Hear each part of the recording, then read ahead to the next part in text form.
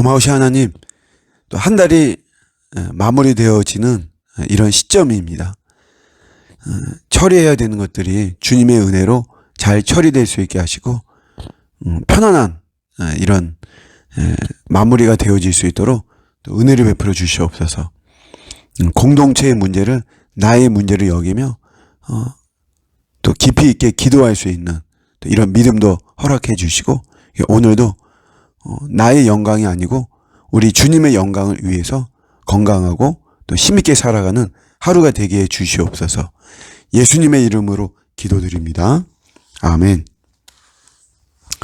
오늘 주시는 말씀은 예레미야 25장 28절입니다.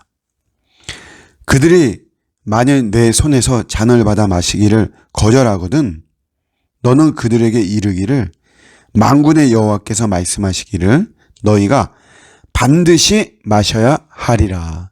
아멘.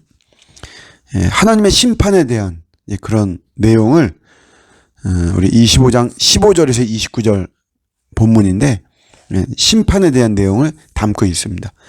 성경에서 심판을 이야기할 때 비유를 굉장히 많이 씁니다. 그래서 이제 이런 것 때문에 뭐 신천지를 비롯한 각종 이단에서 뭐 비유풀이 뭐 이런 식으로 하면서 많이 미혹하고 있는 거죠. 오늘 본문에도 뭘로 비유를 하냐면 술잔에다 비유를 합니다. 진노의 술잔 이렇게 비유를 하고, 그러니까 술잔은 이제 술을 마시는 거잖아요. 그래서 이 진노가 담겨져 있는 이 술잔을 이게 다 마시는 거죠. 이렇게 심판을 비유해요.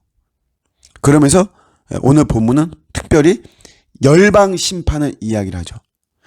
예루살렘도 하나님이 심판하시는데 내 사랑이잖아요. 예루살렘은 하나님에게 내 사랑이란 말이에요.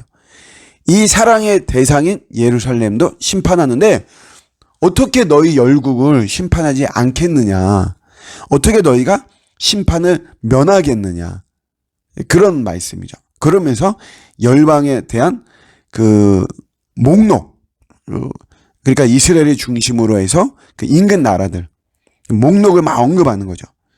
그러다가 이제 마지막에 26절에 보시면 세상의 모든 나라로 마시게 하리라.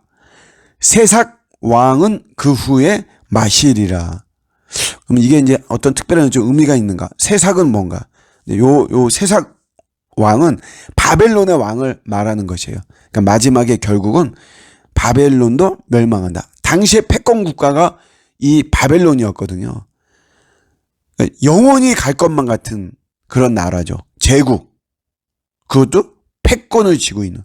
그러나 그 바벨론도 하나님의 열방 심판을 면할 수가 없다라고 하는 것이죠. 그러니까 심판은 그래. 하나님의 심판은 인간의 어떠한 조건, 능력, 권세, 막강함 이런 것도 하나님의 심판을 피할 수가 없는 것이에요. 하나님께서 작정하시잖아요. 심판이든 뭐든. 예를 들어서 내가 저 사람을 하나님의 종으로 만들겠다. 하나님의 작정, 하나님의 의도, 결정. 그러면 막을 수가 없습니다. 내가 목사로 만들겠다. 사모로 만들겠다. 선교사로 만들겠다. 장로로 만들겠다. 하나님이 딱 작정을 하시면 그가 안 하려고 막 그냥 몸부림치죠. 몸부림치다 보면 이게 나만 고통이에요.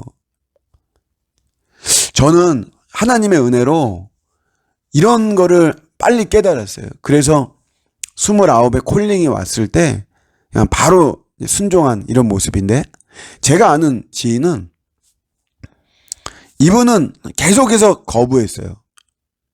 그래서 이분이 나중에 결국 손 들었죠. 40대 초반에, 중반에.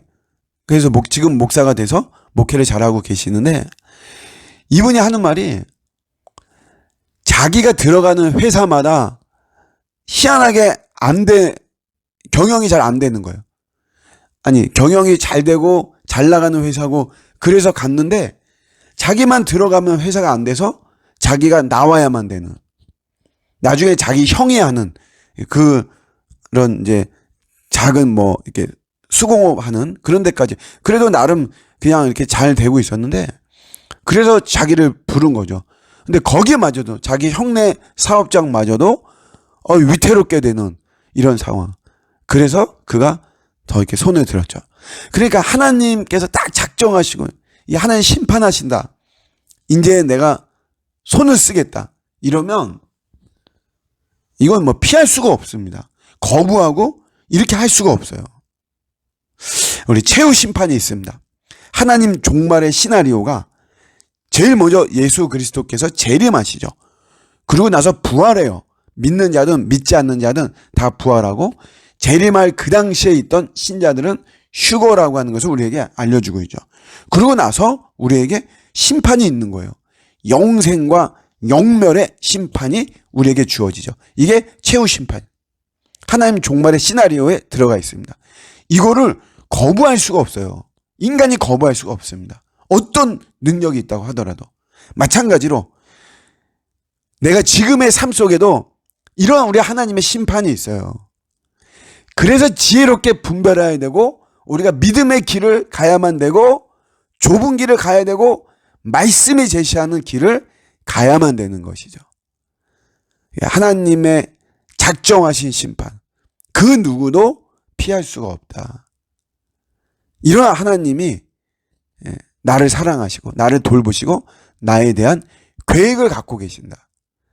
얼마나 여러분 더 우리가 하나님에 대한 믿음이 더 생기지 않습니까?